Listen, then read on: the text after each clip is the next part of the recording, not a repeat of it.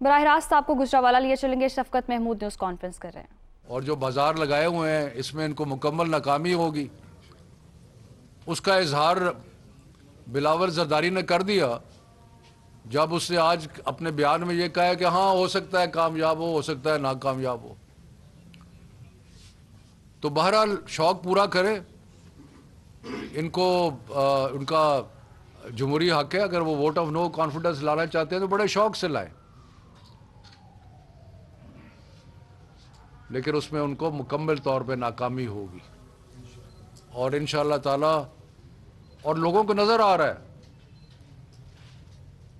کہ جس طریقے سے عوام جو ہے وہ تحریک انصاف کو اور پرائم منسٹر عمران خان کو رسپونڈ کر رہی ہے مختلف جگہ پہ, اس سے نظر آ رہا ہے کہ ان لوگوں کی جو چوری کی اور لوٹ مار کی سیاست جو ہے وہ ختم ہو چکی ہے. لوگوں کو کلیئرٹی ہو گئی ہے.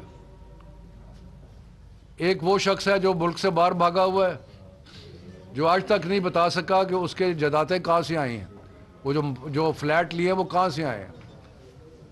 جو یہاں پہ ہے چھوٹا شریف, اس کے نوکروں کے اکاؤنٹ سے اربوں روپے نکل رہے ہیں. اور زرداری تو ساری دنیا میں مثال ہے کرپشن کی.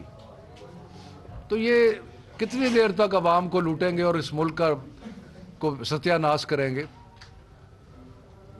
کبھی بھی عوام ان کو اب معاف نہیں کرے گی, اور ان کا وقت اگلے الیکشن میں آپ دیکھیں گے کتنی شکست فاش ہوگی ان کو.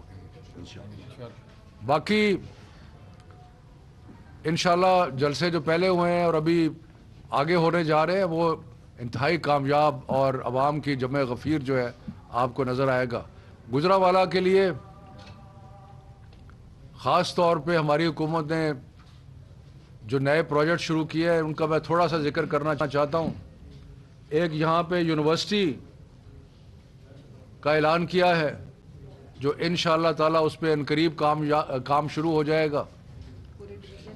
اور سارے ڈویژن میں کوئی یونیورسٹی نہیں ہے, انشاءاللہ گجرانوالہ میں یونیورسٹی بنے گی. اس کے بعد گجرانوالہ تا شیخوپورہ روڈ جو ہے اس پہ ایک خطیر رقم سے اس کو ڈبل کرنے کا جو ہے وہ کام شروع ہے.